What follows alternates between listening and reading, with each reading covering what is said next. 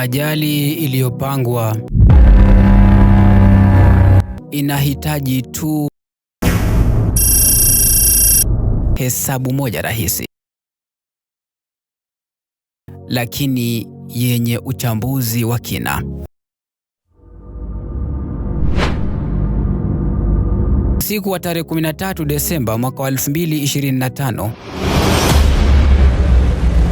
mbunge wa zamani wa Lugari na katibu mkuu wa serikali Cyrus Jirongo alifariki katika ajali ya gari kando ya barabara kuu ya Nairobi Nakuru huko Naivasha.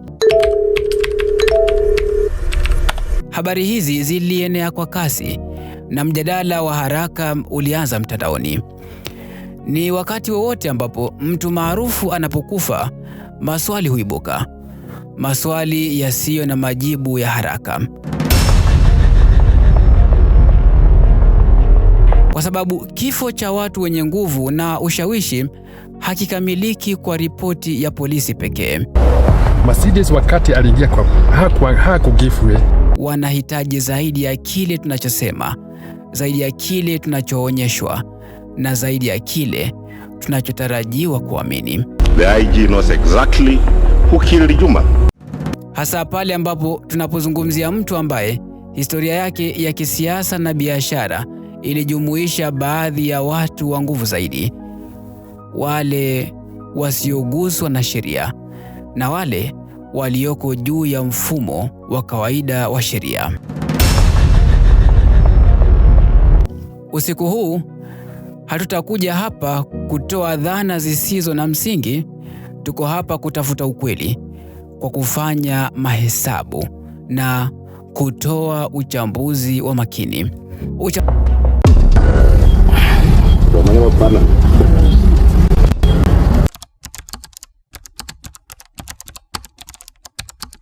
Uchambuzi wetu unaanza saa 5:30 tarehe 12 Desemba mwaka wa 2025 na tunamaliza saa 8:19 usiku na sekunde 25. Katika hoteli ya Karen Oasis, Cyrus Jirongo alionekana kwa mara ya mwisho akiwa na marafiki zake. Kwa mujibu wa mashuhuda, baada ya sherehe alieleza kuwa alikuwa anakwenda nyumbani kwake huko Gigiri, kisha aliondoka hotelini peke yake.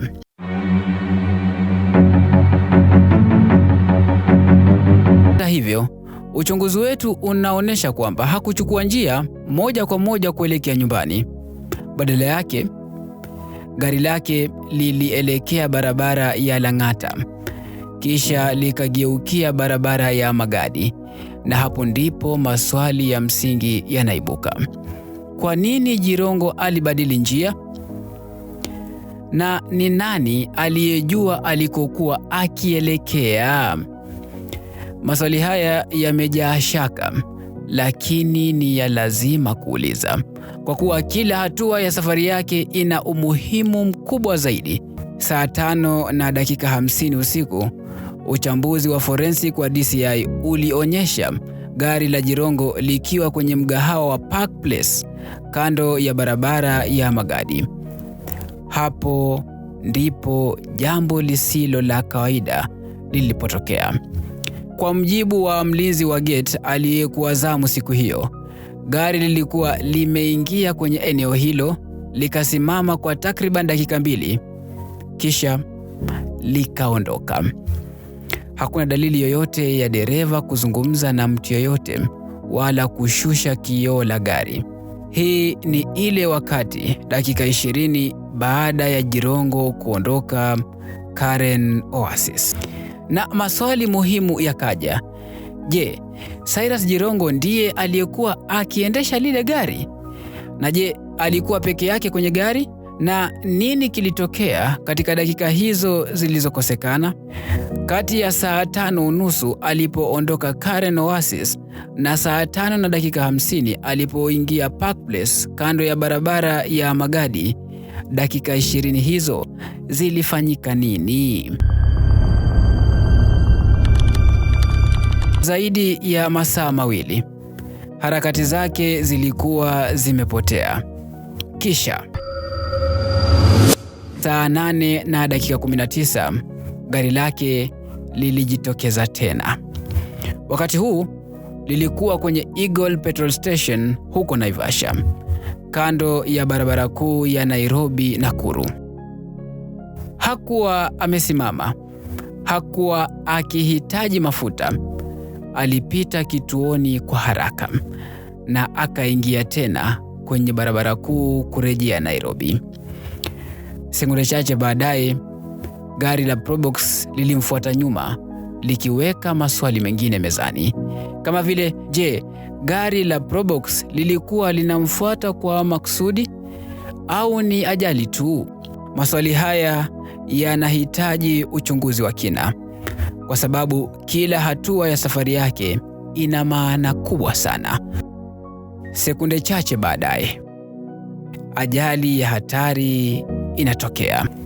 Hapa ndipo uchambuzi wa forensic unavyokuwa wa muhimu sana. Kwa kutumia picha za satellites na nafasi za CCTV, tulifuata eneo hilo la ajali na kamera ilinasa vizuri zaidi. Kutoka kwa mtazamo huu, muundo wa barabara na mwendo wa magari inakuwa wazi kabisa. Uchambuzi huu unatuwezesha kuuliza si kile kilichotokea, bali jinsi kilivyotokea, na kama kinahusiana na makosa ya kawaida ya barabara au kama kuna jambo jingine lililotokea. Usiku huu tutachambua kupitia ushahidi huu pamoja, video kwa video, hesabu kwa hesabu, na mwishowe wewe mtazamaji ndiyo utakayeamua. After hours of eating, drinking and talking with friends late into the night, logic suggests one thing. Marafiki mpaka usiku wa manane, hekima inashauri jambo moja pekee. Hii ndiyo maana safari ya kilomita 90 asubuhi mapema inaleta maswali mengi sana. Kwa nini Naivasha? Nini kilibadilisha mwelekeo wa usiku wake? Na nani alikuwa akiendesha gari hilo? Swali moja muhimu zaidi linalojitokeza kutoka kwa picha za video. Je, Cyrus Jirongo ndiye aliyekuwa anaendesha gari hilo? Katika hatua hii, hatutilii dhana mtu yoyote. Tunachambua kwa makini. Gari lililohusika katika ajali yake ni Mercedes E350 ikiwa na muundo wa mkono wa kulia, ambayo ni kawaida nchini Kenya. Hii inamaanisha kiti cha dereva kiko upande wa kulia na kiti cha abiria mbele kiko upande wa kushoto.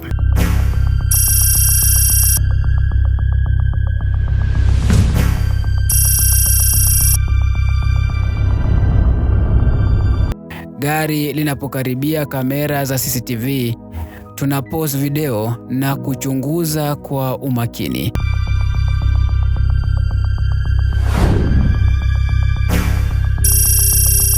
Kilichoonekana ni cha kushangaza sana. Kwenye kiti cha mbele, upande wa kushoto, mchoro wa vazi wa binadamu unaonekana. Mchoro wa kichwa na mabega ulio wazi, umbo linaloendana na mtu aliyekaa.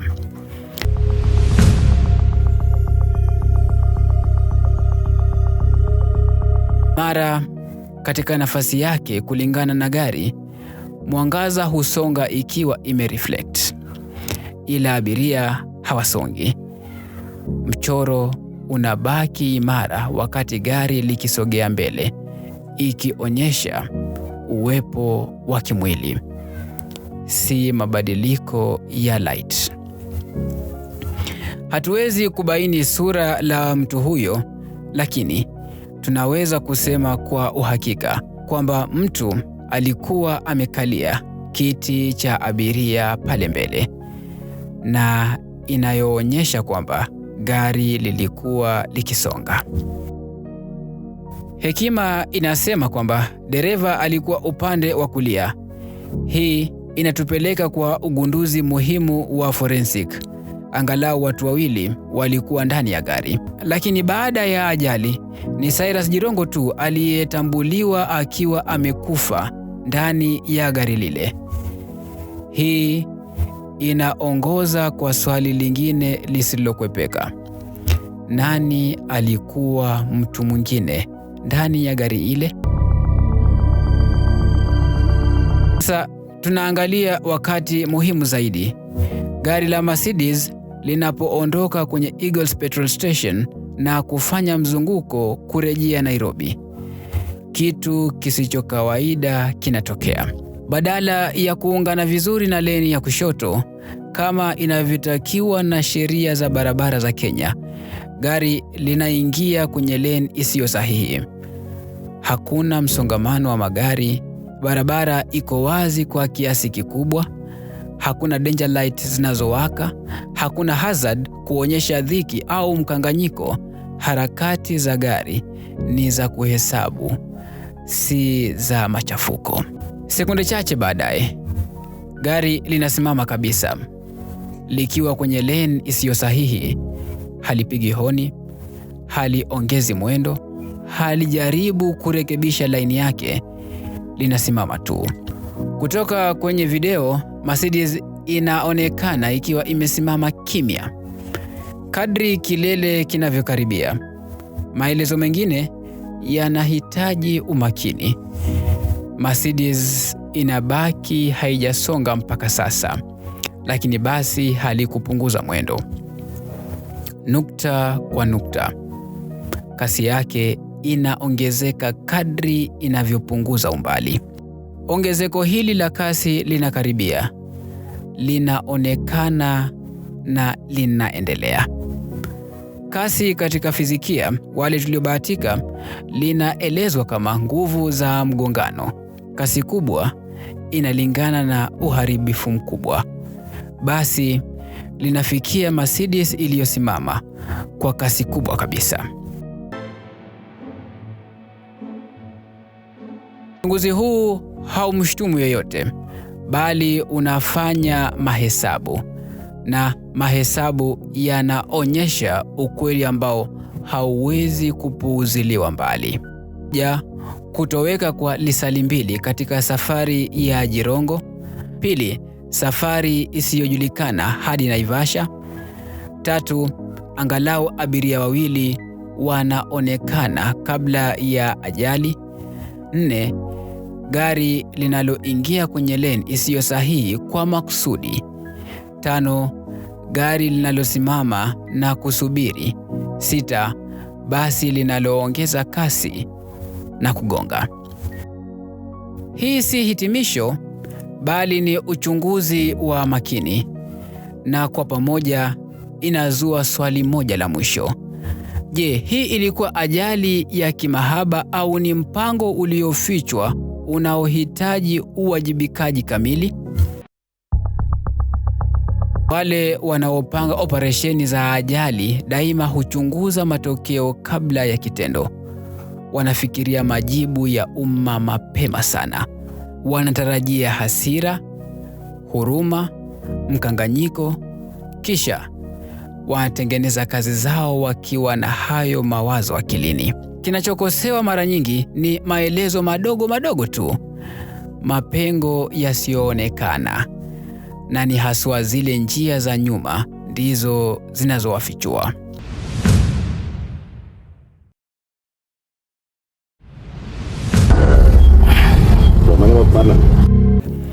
Tunaamini kwamba wakati Cyrus Jirongo alikuwa Karen Oasis, alikuwa chini ya uangalizi mkubwa sana.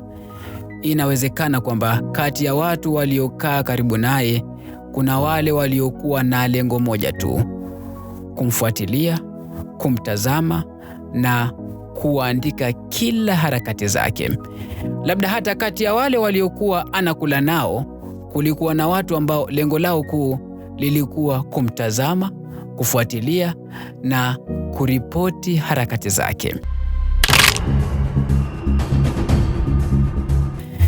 Tathmini zetu zinaonyesha kwamba mara tu baada ya Jirongo kuondoka Karen Oasis, Takriban saa 5:30 usiku alikuwa tayari katika macho ya hawa wauaji.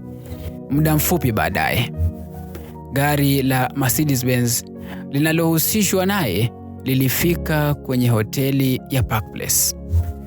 Katika lango, usalama ulifuata itifaki ya kawaida na kuomba kwa abiria kushusha dirisha. Ombi hilo lilipuuziliwa mbali. Gari lilibaki kimya, madirisha yakiwa yamefungwa kabisa. Hii ni muhimu sana. Park Place ni hoteli ya 5 star. Kila gari linaloingia lazima litambulike kama gari la mgeni au linaloacha abiria. Kukataa kushusha dirisha siyo tu jambo la kushangaza, bali pia ni la kutia shaka kubwa sana.